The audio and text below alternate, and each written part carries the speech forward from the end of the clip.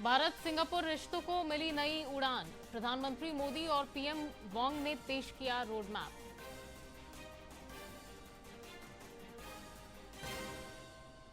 GST की दरों में हुआ बड़ा बदलाव, अब सिर्फ 5 और 18% का रहेगा स्लैब।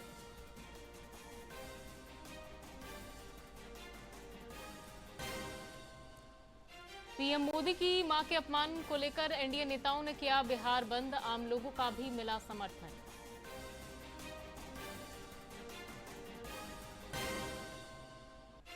महागठबंधन के उपराष्ट्रपति पद के उम्मीदवार बी सुदर्शन रेड्डी को मिला बिहार के विपक्षी दलों का समर्थन।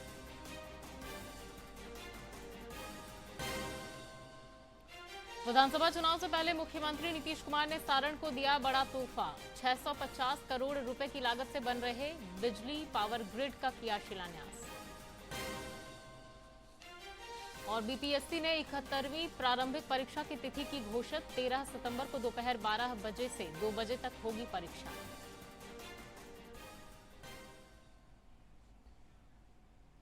और अब खबरें विस्तार से। प्रधानमंत्री नरेंद्र मोदी और सिंगापुर के प्रधानमंत्री लॉरेंस वॉन्ग की आज नई दिल्ली में मुलाकात हुई। इसमें भविष्य की साझेदारी के लिए विस्तृत रोड मैप पेश किया गया। प्रधानमंत्री वॉन्ग का यह पहला आधिकारिक भारत दौरा है। इस अवसर पर प्रधानमंत्री मोदी ने कहा कि बीते साल भारत और सिंगापुर ने अपने रिश्तों को कॉम्प्रिहेंसिव स्ट्रेटेजिक पार्टनरशिप का दर्जा दिया था। सिंगापुर आज दक्षिण पूर्व एशिया में भारत का सबसे बड़ा ट्रेड पार्टनर है और भारत में सिंगापुर का निवेश लगातार बढ़ रहा है। पीएम ने कहा कि दोनों देशों के बीच रक्षा संबंध, निवेश और पीपल टू पीपल कनेक्ट भी मजबूत हुए हैं।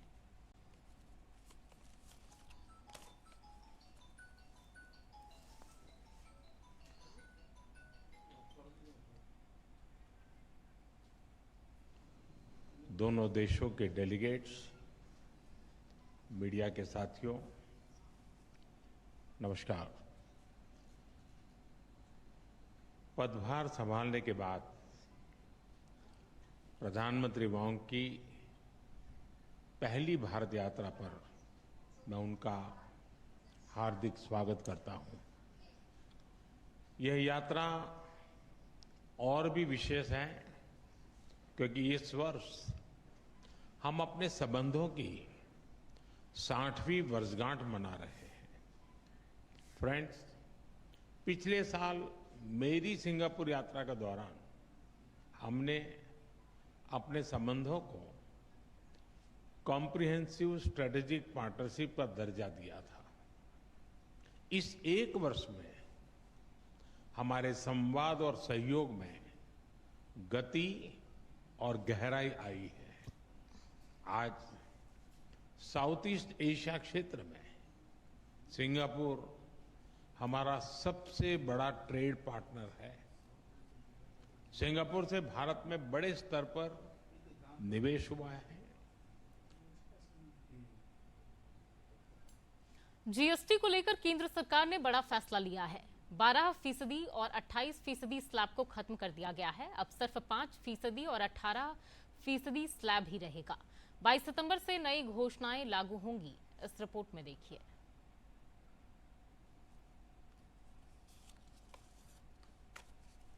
देश को दिवाली का बड़ा उपहार मिला है। प्रधानमंत्री ने इस साल 15 अगस्त पर घोषणा की थी कि देश में नेक्स्ट जनरेशन जीएसटी रिफॉर्म्स होंगे और वैसा ही कुछ हुआ। एक महीने के अंदर पीएम ने अपना वादा पूरा किया और अब 22 तारीख से नए रिफॉर्म्स लागू होंगे। वित्त मंत्री निर्मला सीतारमण की अध्यक्षता में जीएसटी काउंसिल की बैठक में 12% और 28% के कर स्लैब को हटाकर केवल 5% और 18% की 2 कर दरें रखी हैं। साथ ही पुरानी 5% की कर दर को शून्य कर दिया गया। हम नेक्स्ट जनरेशन जीएसटी रिफॉर्म्स लेकर के आ रहे हैं। ये दिवाली के अंदर आपके लिए तोहफा बन जाएंगे। सामान्य मानवीय की जरूरतों के टैक्स भारी मात्रा में कम कर दिए जाएंगे। प्रधानमंत्री नरेंद्र मोदी ने 15 अगस्त को लाल किले के प्राचीर से नेक्स्ट जेन जीएसटी रिफॉर्म की घोषणा की थी। इन सुधारों का उद्देश्य आम आदमी के जीवन को आसान बनाना और अर्थव्यवस्था को मजबूत करना है। नई दिल्ली में आयोजित जीएसटी परिषद की 56वीं बैठक की सिफारिशें प्रधानमंत्री के उसी संकल्प को पूरा करती नजर आ रही हैं। जीएसटी परिषद ने छोटे व्यापारियों और कारोबारियों के साथ साथ सभी के लिए ईज ऑफ डूइंग बिजनेस सुनिश्चित करने के लिए बड़े सुधारों को मंजूरी दी है। इन सुधारों के जरिए आम आदमी, श्रम प्रधान उद्योग, किसान और कृषि के साथ ही स्वास्थ्य क्षेत्र पर ध्यान केंद्रित किया गया है और दरों को कम किया गया है। मौजूदा 4 स्तरीय टैक्स रेट ढांचे को आम लोगों के फायदे के लिए अब सिर्फ 2 दर संरचनाओं में ढाला गया है। 18% का स्टैंडर्ड रेट और 5% का मेरिट रेट। इसके साथ ही कुछ चुनिंदा वस्तुओं और सेवाओं के लिए 40% का विशेष डीमेरिट रेट रखा गया है। जीएसटी में नए सुधारों से आम आदमी की रोजमर्रा की कई वस्तुओं पर बड़ी बचत होगी। इनमें हेयर ऑयल, शैम्पू, मक्खन, घी, चीज, डेयरी स्प्रेड, पैक्ड नमकीन, भुजिया और मिक्सचर शामिल हैं। वहीं बर्तन, फीडिंग बॉटल, नैपी और बच्चों के डायपर में 5% जीएसटी की नई दर से लोगों को राहत मिलेगी। केंद्र सरकार ने जीएसटी दरों में कमी करके देश की सेहत को दुरुस्त करने का भी प्रयास किया है। सभी निजी जीवन बीमा पॉलिसी और निजी स्वास्थ्य बीमा पॉलिसियों के पुनर्बीमा पर जीएसटी से छूट दी गई है। थर्मामीटर, डायग्नोस्टिक किट और टेस्ट स्ट्रिप्स सहित नजर के चश्मों पर 5% जीएसटी लगेगा। Health related items, 33 life saving drugs and medicines, and they all come down from 12 to 0. From 5 to 0 and 3 life-saving drugs and medicines used for treatment of cancer, rare diseases and other severe chronic diseases. केंद्र सरकार ने GST सुधारों के जरिए किसानों को बड़ा तोहफा दिया है। ट्रैक्टर के साथ ही उसके टायर और पुर्जों पर जीएसटी अब 5% रहेगा। कृषि आधारित वस्तुओं और मशीनों पर भी जीएसटी में कमी की गई है। छोटी कार और बाइक खरीदने वालों को सरकार ने बड़ा तोहफा दिया है। 1200 सीसी पेट्रोल और diesel hybrid, LPG, CNG car और 1500 सीसी डीजल और हाइब्रिड कारों पर 18% जीएसटी कर दिया गया है। इसके साथ ही 3 पहिया वाहन और 350 सीसी तक की मोटरसाइकिल और माल ढुलाई वाले मोटर वाहनों पर जीएसटी की दर को घटाकर 18% कर दिया गया है। जीएसटी में सुधारों से बच्चों की पढ़ाई का खर्च कम करने की भी कोशिश की गई है। Pen, pencil, chart, globe, pencil sharpener, crayons, black board, copy, notebooks और इरेजर पर जीएसटी दर अब 0 हो गई है। त्योहारी सीजन में एसी और टीवी पर ऑफर्स की बहार होती है। अब सरकार ने इन इलेक्ट्रॉनिक उपकरणों पर जीएसटी दर में कमी करके आम आदमी की बचत कराई है। एसी, 32 इंच से बड़े एलईडी और एलसीडी टीवी, मॉनिटर, प्रोजेक्टर और डिश वॉशिंग मशीन पर 18% जीएसटी लगेगा। ये जीएसटी सुधार हर भारतीय के लिए दिवाली का तोहफा है। इससे आम जनता के लिए टैक्स में भारी कमी होगी। एमएसएमई और छोटे उद्यमियों को बड़ा लाभ मिलेगा और अर्थव्यवस्था को भी नई गति मिलेगी। Bureau report, DD news. उप मुख्यमंत्री सम्राट चौधरी ने आज पटना में प्रेस कॉन्फ्रेंस कर कहा कि जीएसटी दरों में कमी कर केंद्र सरकार ने विदेशी वस्तुओं को यहां से हटाने का काम किया है। उन्होंने कहा कि जिस तरह देश में महात्मा गांधी ने स्वदेशी वस्तुओं को बढ़ावा देने के लिए काम किया था, उसी तरह प्रधानमंत्री नरेंद्र मोदी भी विदेशी वस्तुओं के इस्तेमाल में कमी करने के लिए प्रेरित कर रहे हैं। इस पूरे समूह का अध्यक्ष बनाकर बिहार को भी गौरवान्वित किया। बिहार के तरफ से मैं प्रतिनिधित्व करते हुए इस पूरे रिपोर्ट को हम लोगों ने दिया और भारत सरकार और जीएसटी काउंसिल ने माना। ये हमारे लिए बहुत ही एक गर्व का विषय है कि आज यदि अर्थव्यवस्था में देश बूम करेगा तो बिहार का एक महत्वपूर्ण रोल रहेगा। आज जीएसटी में जिस तरह आदरणीय प्रधानमंत्री जी ने लाल किले से घोषणा किया था, इस भारत की अर्थव्यवस्था को, देश के लोगों को, आम लोगों को रियायत देंगे, उसको देने। कांग्रेस के प्रदेश अध्यक्ष राजेश राम ने जीएसटी में हुए बदलाव पर प्रतिक्रिया व्यक्त करते हुए कहा कि यह चुनावी जुमला है। जो काम पहले करना चाहिए था वो अब करने से जनता को उसका कोई लाभ नहीं मिल पाएगा।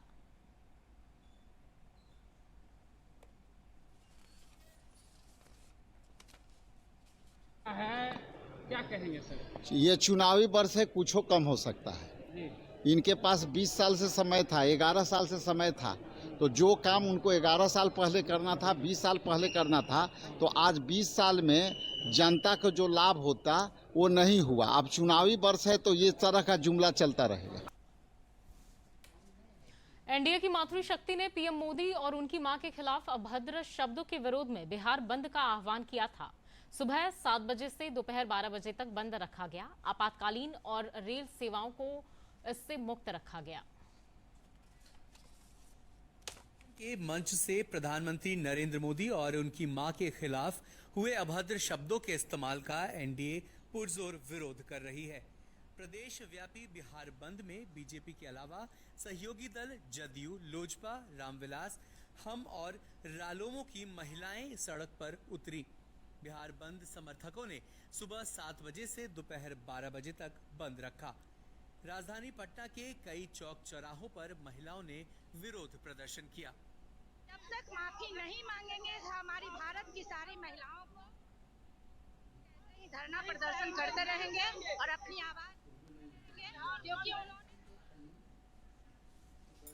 भाजपा के प्रदेश अध्यक्ष दिलीप जायसवाल ने कहा कि महागठबंधन के लोगों ने मातृशक्ति का अपमान किया है। इसके लिए राहुल गांधी और तेजस्वी को देश से माफी मांगनी चाहिए। उन्होंने कहा कि आज बिहार बंद को आम लोगों का व्यापक समर्थन मिला है। अभी तक राजनीति में एक दूसरे पर व्यंग्य चलता था, आरोप प्रत्यारोप चलता था, मुहावरा चलता था, लेकिन ये पहला बार है कि इन्हीं के मां के लिए अभद्र गाली का प्रयोग किया गया। इसलिए इसमें दलगत भावना से लोगों को ऊपर उठना चाहिए और ऊपर उठकर इंसानियत और मानवता के नाते ये बोलना चाहिए कि ये गलत हुआ। इसमें किसी का कद छोटा नहीं होता है, लेकिन आपके मन से कोई आकर के इस तरह का अभद्र गाली बक रहा है और आप उसको सोशल मीडिया पर दूसरे तरह से डिफेम करने, उसको दूसरे तरीके से आप जो है अपने आप को प्रोटेक्ट करने का काम कर रहे हैं, बचाने का काम कर रहे हैं। आखिर क्या संदेश देना चाहते? ग्रामीण कार्य मंत्री अशोक चौधरी ने बिहार बंद का समर्थन करते हुए कहा कि सार्वजनिक मंच से अपने विरोधियों के बारे में अपशब्द बोलने से बचना चाहिए। उन्होंने कहा कि राहुल तेजस्वी ने जो किया है वह निंदनीय है। तो एक जिसको बोलते हैं बिहार बंद, तो एक सिंबॉलिक सेंसिटाइजेशन है, संवेदनशीलता है कि इस तरह की भाषा का प्रयोग आप अपने विरोधियों के लिए, अपने लोगों के लिए सार्वजनिक जीवन में, सार्वजनिक मंच से मत यूज करें।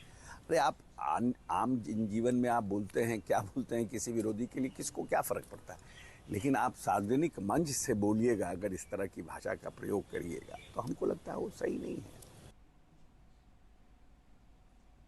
मुजफ्फरपुर में लोजपा रामविलास की तरफ से नव संकल्प महासभा का आयोजन किया गया। इस मौके पर केंद्रीय मंत्री चिराग पासवान ने कहा कि बिहार विधानसभा चुनाव का परिणाम तय करेगा कि हम लोगों का आने वाले अगले 5 साल का भविष्य कैसा होने वाला है।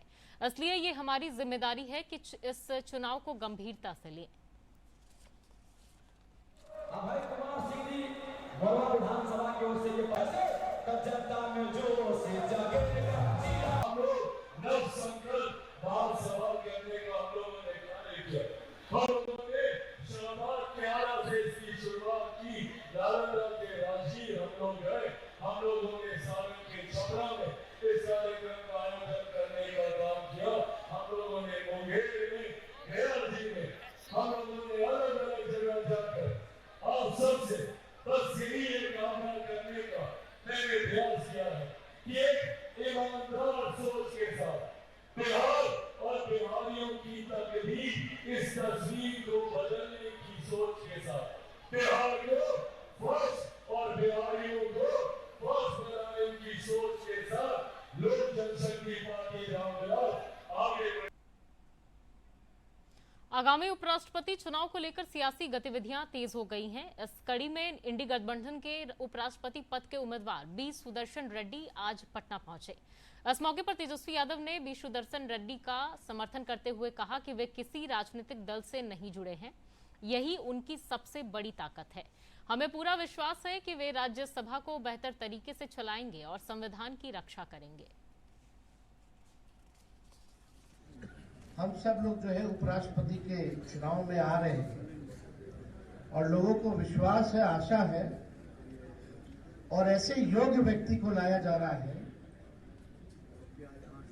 जो लोकतंत्र को जिंदा करने का काम करेगा, संविधान को बचाने का काम। बिहार चुनाव से पहले पोस्टर वार शुरू हो चुका है। राजद की तरफ से पटना में पोस्टर लगाकर नीतीश सरकार पर निशाना साधा गया है। राजद दफ्तर के बाहर पोस्टर लगाकर यह संदेश देने की कोशिश की गई है कि जनता चाहती है कि तेजस्वी यादव अब बिहार के मुख्यमंत्री बने। इस पोस्टर में राहुल गांधी, तेजस्वी यादव और सपा के प्रमुख अखिलेश यादव की तस्वीर लगाई गई है और लिखा गया है कि जन जन का एक ही नारा, तेजस्वी यादव बने मुख्यमंत्री हमारा।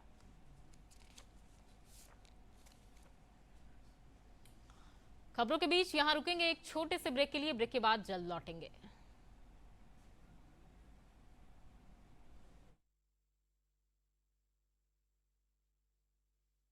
तीनों कॉलेज में डोंट वरी, फीस तो देखो। क्या हाल है? क्या हुआ? हाँ, फीस की टेंशन। राहुल का बैंक अकाउंट तो है ही। रास्ता क्लियर। बैंक से जरूरत भर के हिसाब से स्टूडेंट एजुकेशन लोन इजीली मिलेगा और उसमें भी 4 लाख रुपए तक। No collateral. वो कहाँ है? मिठाई। आरबीआई कहता है करो सही शुरुआत, बनो फाइनेंशियली स्मार्ट। नालंदा के राजगीर में रॉयल भूटान बौद्ध मंदिर का आज उद्घाटन हुआ। करोड़ों रुपए की लागत से 70 फीट ऊंचे इस मंदिर का उद्घाटन भूटान के प्रधानमंत्री शेरिंग तोब्गे ने किया। इस कार्यक्रम में भूटान के राजा जे खेपो और संसदीय कार्य मंत्री किरण रिजिजू और शिक्षा मंत्री सुनील कुमार मौजूद रहे। इस अवसर पर केंद्रीय मंत्री किरण रिजिजू ने कहा कि यह केवल एक मंदिर नहीं है, बल्कि दोनों देशों के बीच शांति और मैत्रीपूर्ण संबंध बनाने का संदेश है। वहीं शिक्षा मंत्री सुनील कुमार ने कहा कि प्रधानमंत्री नरेंद्र मोदी और सीएम नीतीश कुमार के सहयोग से इस मंदिर का निर्माण हुआ है।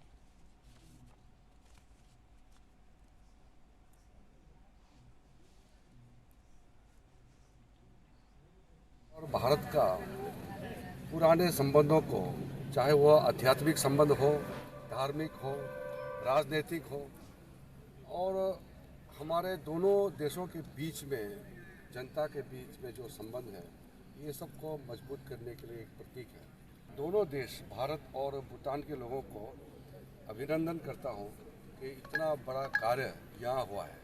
और आप सबको तो मालूम है, आप लोग तो बिहार के हैं, दुनिया के कोई भी किसी भी देश का हो, जब राजगीर या बोध गया आते हैं वो धन्य हो जाते हैं। और ये बुद्ध का धरती है। इस धरती में आने से अपने आप को धन्य महसूस करते हैं, क्योंकि आप पवित्र हो जाते हैं। भारत और भूटान की मैत्री सदियों से है और ये जो आज का उद्घाटन हुआ और लोकार्पण हुआ, इससे निश्चित रूप से भूटान और भारत की मैत्री और गहरी। मध्यम और छोटे वर्ग के उद्यमियों के लिए पीएमएफएमई यानी प्रधानमंत्री सूक्ष्म खाद्य प्रसंस्करण उद्यम औपचारीकरण योजना संजीवनी का काम कर रही है। युवा आत्मनिर्भर होने के साथ ही दूसरों को भी रोजगार दे रहे हैं। ये रिपोर्ट देखिए।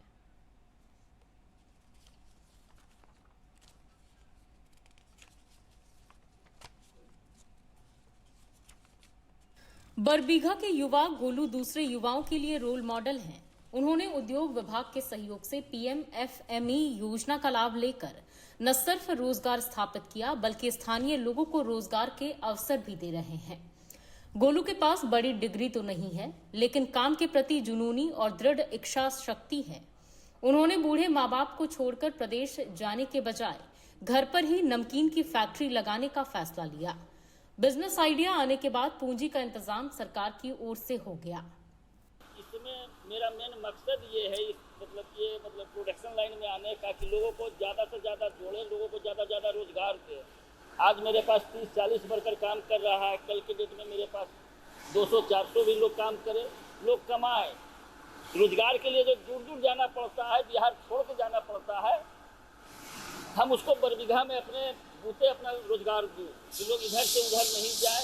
अब जो बाहर आपको सुविधा मिल रहा है, वो सुविधा हम आपको अपना छोटा सा जगह बरबीघा में हम देना चाह रहे हैं। गोलू न सिर्फ खुद आत्मनिर्भर बन चुके हैं, बल्कि दूसरों को रोजगार भी दे रहे हैं।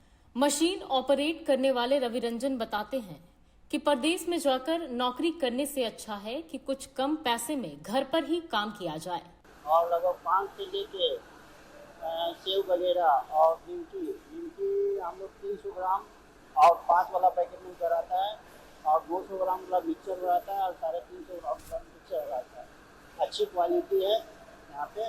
और हम लोग फ्रेंड्स आइटम में भी सब फ्रेंड्स आइटम में हो गया, रिंग हो गया, और एक तो पैसा वाला आइटम हम लोग को चल रहा है, बहुत अच्छी चल रहा है। उसमें गर्ल्स वगैरह का रहता है पैकिंग, बहुत अच्छी रिस्पॉन्स मार्केट से आ रहा है। नमकीन भुजिया निर्माण कार्य में लगे महिला मजदूरों ने बताया कि पहले घर के कमाऊ सदस्य सिर्फ पति थे, जिसकी वजह से घर चलाना भी मुश्किल था। अब पति पत्नी दोनों कमा रहे हैं, बच्चों को अच्छी शिक्षा भी दिला रहे हैं। पहले खेत बाड़ी में करती थी, अब यहाँ कंपनी में काम कर रहे हैं। जब नहीं बोलते हैं यहाँ पे लाने हैं करने के लिए। हाँ, पहले पति कमाते थे, हम भी कमा रहे हैं, कंपनी तो हम आ रहे हैं कंपनी। प्रधानमंत्री नरेंद्र मोदी कई बार खुले मंच से युवाओं को नौकरी पाने वाला नहीं बल्कि नौकरी देने वाला बनने को कह चुके हैं। सरकार युवाओं और उद्यमियों को आगे बढ़ाने के लिए कई तरह की योजना भी चला रही है ताकि हर घर से एक स्टार्टअप शुरू हो। दूरदर्शन समाचार के लिए शेखपुरा से रोहित कुमार की रिपोर्ट।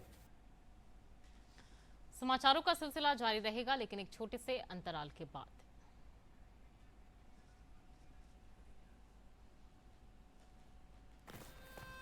ये देख कैसे। हैप्पी बर्थडे भाई। दिखा? हाँ, मेरा फेवरेट कलर। हमेशा शॉपिंग। आई नो माँ, बट खर्चा करने की भी यही उम्र है, राइट? सेविंग करने की भी यही उम्र है। आई नो पा, सेव करो, सही जगह निवेश करो, रकम पर ब्याज मिलेगा, जिसे फिर से निवेश करने पर ब्याज मिलता रहेगा। आई नो ना। RBI कहता है, करो सही शुरुआत, बनो फाइनेंशियली स्मार्ट। और में एक बार फिर से आपका स्वागत है और अगली खबर की ओर आगे बढ़ते हैं। बिहार लोक सेवा आयोग ने 71वीं एकीकृत प्रारंभिक प्रतियोगी परीक्षा की तिथि घोषित कर दी है। यह परीक्षा 13 सितंबर को दोपहर 12 बजे से 2 बजे तक आयोजित की जाएगी। बीपीएससी के सचिव सत्य प्रकाश शर्मा ने बताया कि इस बार कुल 1298 पदों के लिए प्रारंभिक परीक्षा हो रही है, जिसमें करीब 4,70,000 अभ्यर्थी शामिल होंगे। परीक्षा 2 घंटे की होगी और इसमें 150 अंकों के प्रश्न पूछे जाएंगे। परीक्षा नियंत्रक राजेश कुमार ने अभ्यर्थियों से अपील की है कि वे सुबह 9:30 से 11 बजे के बीच ही परीक्षा केंद्र पर पहुंच जाएं। लास्ट आवर में तो अब रिवीजन ही आप कर सकते हैं, लेकिन ऐसे आयोग की तैयारी के लिए सबसे महत्वपूर्ण चीज़ है सेल्फ स्टडी। और दूसरी एक चीज़ कहेंगे कि एग्जाम के दिन, परीक्षा के दिन आप 9:30 बजे केंद्र पर पहुंच जाएं, ताकि 11 बजे के तक आपका प्रवेश हो जाए। 11:01-2 पर भी प्रवेश बंद कर दिया जाएगा स्ट्रिक्टली। इसके लिए कोई पूरी तैयारी आपकी बेकार हो जाएगी अगर आप समय। बिहार विद्यालय परीक्षा समिति के अध्यक्ष आनंद किशोर ने बताया कि तृतीय सक्षमता परीक्षा का रिजल्ट घोषित कर दिया गया है। 32.3% रिजल्ट हुआ है। वहीं चतुर्थ सक्षमता परीक्षा 23, 24, 25 सितंबर को होगी। इस अवसर पर बिहार विद्यालय परीक्षा समिति के द्वारा डीएलएड पाठ्यक्रम के प्रशिक्षण सत्र 2023 से 25 के द्वितीय वर्ष और सत्र 2024 से 26 के प्रथम वर्ष के आयोजित परीक्षा का परीक्षा फल भी घोषित किया गया। 23 से 25 जुलाई के बीच किया गया था, जिसमें कुल 24,436 अभ्यर्थी उपस्थित हुए थे और इनमें से कुल 60,893 अभ्यर्थी शिक्षक अभ्यर्थी उत्तीर्ण हुए हैं। और इस प्रकार इन शिक्षक अभ्यर्थियों की उत्तीर्णता का प्रतिशत। पटना में आज यूनिसेफ की तरफ से मेरी थाली सेहत वाली थाली अभियान को लॉन्च किया गया।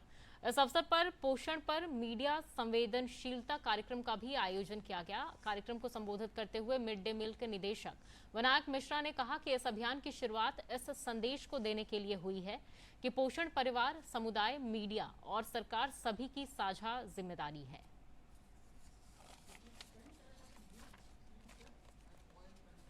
वो कम मात्रा में होना चाहिए। हमारा आइडियल प्लेट है। जैसे हम बात करते हैं कि आटे का मल्टीग्रेन आटा है, देखें अगर हम पैकेज में नहीं जाएंगे तो जो बर्गर है, पिज्जा है, उसको हम स्प्राउट या फिर सलाद, इसको हम रिप्लेस कर सकते हैं। जो फाइट एंड पहुंचाना सबसे ज्यादा जरूरी है। अगर जानकारी है ना तो आप इसको सोचेंगे, स्पिरिटी वैल्यू रहता है, उसका फाइबर रहता है। राजगीर में चल रहे पुरुष हॉकी एशिया कप में के सुपर 4 में आज भारत का मुकाबला मलेशिया से होगा। कल भारत और कोरिया के बीच हुए मुकाबले में मैच 2-2 से ड्रॉ रहा था। इस टूर्नामेंट में भारत अभी तक एक भी मैच नहीं हारा है। आज खेले गए एक अन्य मुकाबले में बांग्लादेश ने कजाकिस्तान को 5-1 से करारी शिकस्त दी।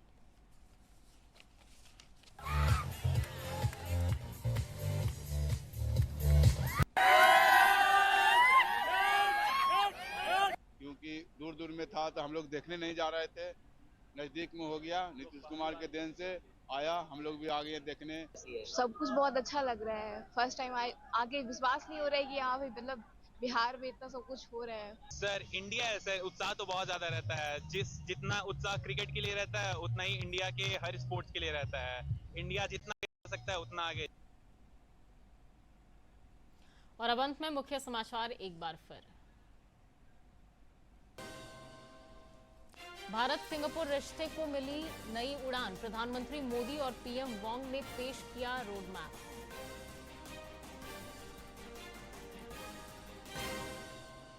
जीएसटी की दरों में हुआ बड़ा बदलाव, अब सिर्फ 5 और 18% का रहेगा स्लैब।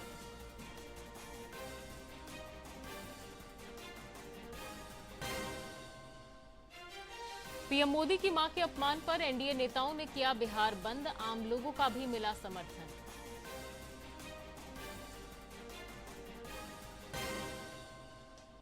महागठबंधन के उपराष्ट्रपति पद के उम्मीदवार बी सुदर्शन रेड्डी को मिला बिहार के विपक्षी दलों का समर्थन।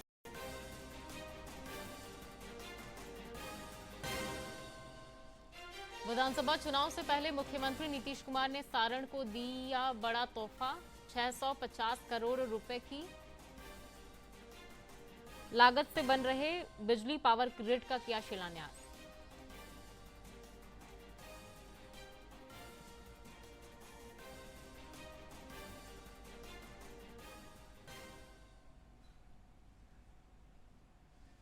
फिलहाल के लिए इस बुलेटिन में बस इतना ही। मुझे दीजिए इजाजत। नमस्कार।